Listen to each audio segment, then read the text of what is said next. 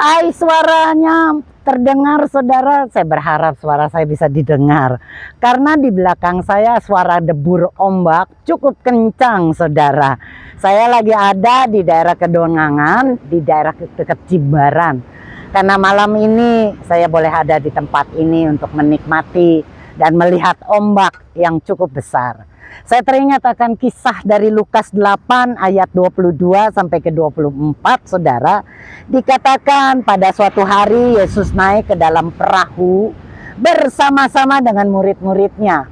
Dan ia berkata kepada mereka, "Marilah kita bertolak ke seberang danau." Lalu bertolaklah mereka, dan ketika mereka sedang berlayar, Yesus tertidur. Sekonyong-konyong turunlah lautan taufan ke danau sehingga perahu itu kemasukan air dan mereka berada dalam bahaya. Maka datanglah murid-muridnya membangunkan Yesus. Katanya, "Guru, Guru, kita binasa." Yesus pun bangun lalu menghardik angin dan air yang mengamuk itu. Dan angin dan air itu pun reda dan danau pun menjadi teduh. Saudara, kalau kita melihat di dalam Alkitab ada 3 macam badai saudara. Ya, yang pertama badai yang disebabkan karena alam saudara. Ya, angin saudara, badai, gelombang yang besar terjadi karena alam saudara. Ya, dan lihat saudara, biasanya para pelaut mengerti banget saudara, waktu mereka melihat langit itu hitam, maka mereka tahu itu tandanya akan terjadi hujan dan kemungkinan akan ada badai yang menghantam. Jadinya saudara, pada waktu Yesus mengajak murid-murid ini setelah naik perahu untuk menyeberang, dan karena murid-murid Yesus kebanyakan adalah nelayan, sehingga mereka tahu saudara, saat itu bukanlah musim angin badai, ya bukan musim gelombang, tapi musim yang aman. Mereka bisa memprediksi kalau mereka berlayar naik perahu maka akan aman. Maka pada waktu Yesus mengajak mereka, mereka mau. Jadi yang pertama, badai bisa terjadi disebabkan karena alam. Yang kedua, angin badai saudara, itu bisa terjadi dari Alkitab saudara, itu terjadi karena orangnya keluar dari kehendak Tuhan. Misalnya saudara, Yunus, ya, Yunus saudara disuruh Tuhan ke Niniwe, tapi apa yang dibuat Yunus saudara? Dia pergi ke Tarsis. Coba lihat Yunus 1 ayat ke-2 sampai ke-4. "Bangunlah, pergilah ke Niniwe, kota yang besar itu, dan berserulah terhadap mereka karena kejahatan mereka itu sudah sampai kepadaku." Tapi Yunus melarikan diri ke Tarsis, jauh dari hadapan Tuhan. Ia pergi ke Yafo dan mendapat di sana sebuah kapal yang akan berangkat ke Tarsis. Ia membayar biaya perjalanannya, lalu naik kapal itu berlayar bersama-sama mereka ke Tarsis, jauh dari hadapan Tuhan. Tapi Tuhan menurunkan angin ribut ke laut. Lalu terjadilah badai besar sehingga kapal itu hampir terpukul hancur. Tuhan kirimkan angin ribut saudara. Kita membaca bagaimana angin ribut itu ya dikirim Tuhan. Angin ribut itu punyanya Tuhan, dan Tuhan kirimkan saudara ke kapal di mana Yunus sedang berlayar. Apakah Tuhan sengaja mengirimkan itu untuk menghancurkan dan membinasakan Yunus? Saudara, orang mungkin berkata Tuhan itu jahat. Ya makanya jangan tidak taat. Nanti kita kalau tidak taat perintah Tuhan, kita tidak ikuti, kita seperti Yunus loh, mengalami bahaya, bahkan kemungkinan akan mati. Tapi saya coba mengajak Anda untuk membaca dan merenungkan firman ini, sama-sama kita belajar apakah betul Tuhan itu sebegitu jahatnya pada waktu orang tidak mentaati Tuhan dan tidak mengikuti perintah Tuhan, Tuhan langsung datangkan badai.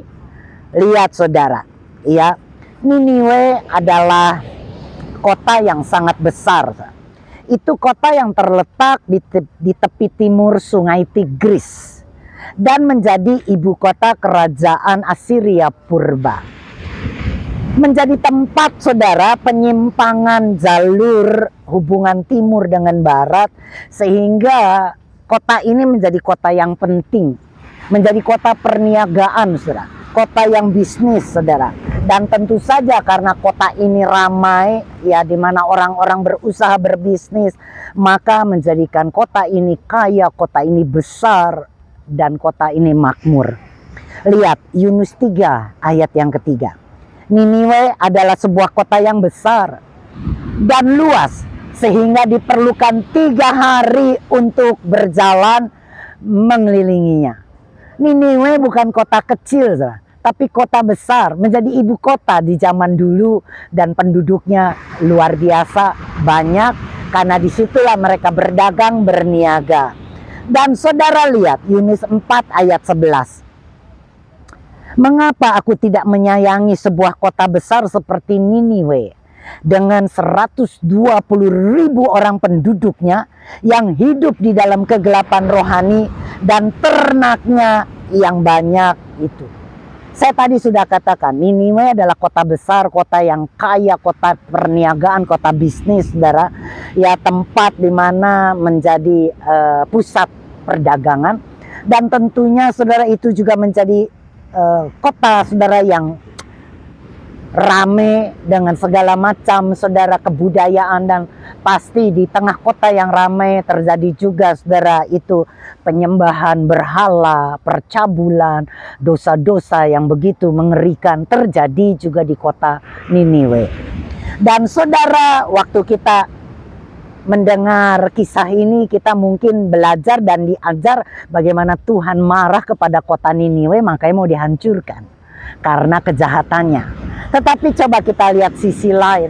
Menurut saya Tuhan bukan mau seperti itu, saudara. Kalau dia ingin menghancurkan kota Niniwe, saudara, dia tidak akan mengutus Yunus pergi ke kota Niniwe. Betul nggak, saudara? Justru karena Tuhan sayang, ada 120.000 orang penduduk kota Niniwe, sebuah jumlah penduduk yang sangat banyak, dan Tuhan tidak pernah menginginkan mereka binasa, mati saudara dalam dosa mereka. Tuhan ingin menyelamatkan. Tuhan sangat menyayangi kota Niniwe, maka diutusnya Yunus supaya mereka boleh bertobat. Jadi jelas Tuhan bukanlah Tuhan yang kejam. Tuhan yang Anda dan saya punya bukanlah Tuhan yang maha jahat, saudara. Justru belas kasihannya sangat luar biasa. Yang setuju sama saya katakan amin. Nah, tadi sudah 2 badai yang disebabkan. Yang pertama adalah karena alam, yang kedua karena kehendak kemauannya yang keluar dari jalur Tuhan, dan yang ketiga saudara, badai itu terjadi karena kuasa kegelapan. Dan murid-murid yang kita baca di mana mereka mengalami badai, ini adalah badai yang ketiga ini yang disebabkan oleh kuasa kegelapan. Coba lihat saudara, Lukas 8 ayat 24. Maka datanglah murid-muridnya membangunkan dia. Katanya, Guru, Guru, kita binasa. Yesus pun bangun, lalu menghardik angin, air, dan ombak itu. Nah, saudara lihat, Tuhan memakai kata menghardik. Tadi kita membaca bagaimana memakai kata menghardik, saudara. Ya, dalam bahasa aslinya memakai kata epitimau. Artinya menengking, menghardik, menghalau, mengusir. Dan kata itulah yang juga dipakai dalam Alkitab untuk mengusir setan. Ya, jadi Yesus memakai kata menghardik ini yang juga dipakai untuk menghardik setan. Kenapa saudara? Di dalam perahu, di dalam badai yang ditumpangi murid-muridnya karena setan ingin membinasakan murid-murid Yesus dengan menenggelamkan perahunya. Saudara, angin bahasa Yunaninya memakai kata perasasmos. Itu yang punya arti ribut. Ya, bahasa Inggrisnya memakai kata windstorm, saudara. Itu angin ribut, angin puyuh yang gak keruan, saudara. Besar, menakutkan. Dan saudara, mereka berada di dalam pencobaan yang luar biasa karena mereka di dalam bahaya. Di dalam perahu mereka mengalami badai. Dan saudara, mereka menjadi takut sehingga mereka lupa yang mengajak mereka naik perahu adalah Tuhan. Dan di dalam perahu ada Tuhan. Tapi karena ketakutan melihat badai yang begitu besar, membuat mereka menjadi takut dan lupa kepada Tuhan. Saudara, lihat saudara, rumah tangga kita mungkin ada goncangan, ada badai yang besar, saudara, sehingga kita lupa ada Yesus dalam rumah tangga kita, dalam bisnis kita, dalam usaha kita, saudara. Ya, kita menjadi takut, saudara, karena kita lupa bahwa Yesus ada di dalam bisnis kita. Betul nggak, saudara? Nah, saudara, untuk itu, ya, perhatikan, saudara, kita punya Yesus dalam perahu kehidupan kita. Dan mereka membangunkan Yesus, saudara.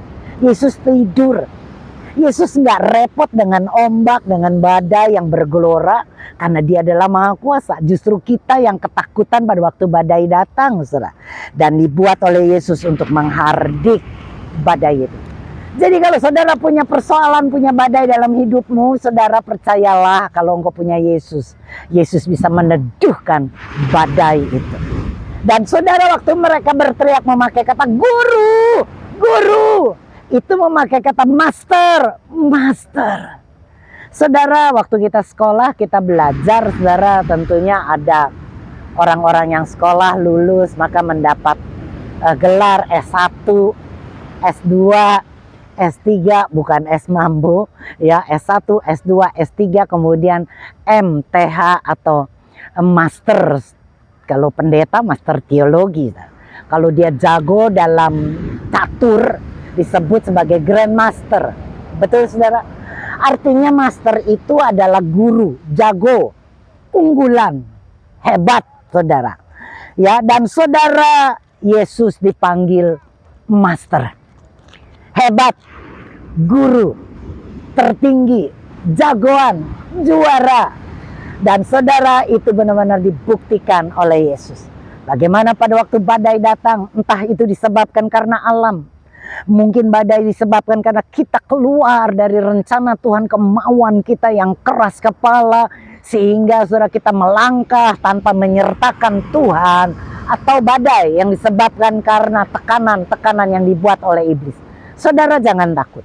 Badai apapun yang ada dalam hidup kita, gelombang ombak yang besar sekalipun yang mungkin menakutkan seperti suara ombak yang ada di belakang saya, itu memekikkan, menakutkan, mungkin saudara, membuat kita rasanya takut, cemas, seperti kayak ada bahaya. Tetapi bila engkau punya Yesus, maka percayalah, sebesar apapun ombak itu, sekencang apapun masalah persoalan hidupmu, Tuhan sanggup mengusirnya, membuatnya menjadi teduh, membuatnya menjadi tenang, dan gelombang ombak pun menjadi reda. Amin, saudara.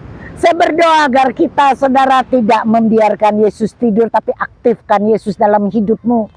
Bangunkan dia. Kalau engkau tahu dia adalah guru, dia adalah jagonya, dia adalah juaranya, dia adalah unggulan, dialah yang terhebat, dialah yang tertinggi, dialah dan dialah, hanya Yesus satu-satunya yang bisa menguasai alam, kesalahan kita sendiri, atau kuasa iblis. Yesus sanggup. Amin. Saya percaya badai dalam hidup kita akan menjadi reda bila engkau mempunyai Yesus. Amin. Dari tepi Jimbaran, Pulau Bali, saya mau mengatakan kepada Anda, Shalom. Tenanglah, jangan takut, jangan khawatir. Semua badai dalam hidupmu akan reda. dalam nama Yesus. Amin.